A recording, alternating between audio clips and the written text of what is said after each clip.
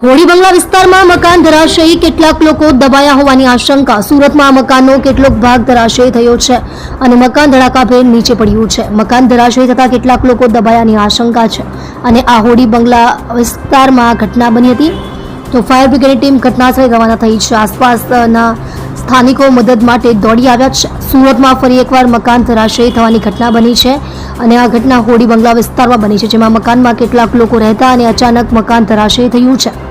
આ ઘટનામાં કેટલાક લોકો દબાયા હોવાની આશંકા છે અને ફાયર વિભાગની ટીમે કાટમાળ દૂર કરીને લોકોને બહાર કાઢી રહી છે। ત્યારે આ ઘટનામાં શું જાનહાનિ થઈ છે તેની માહિતી સામે આવી નથી। પોલીસ અને ફાયરની ટીમ ઘટનાસ્થળે પહોંચી ગઈ છે। સુરત કોર્પોરેશનની ટીમે તપાસ હાથ ધરી।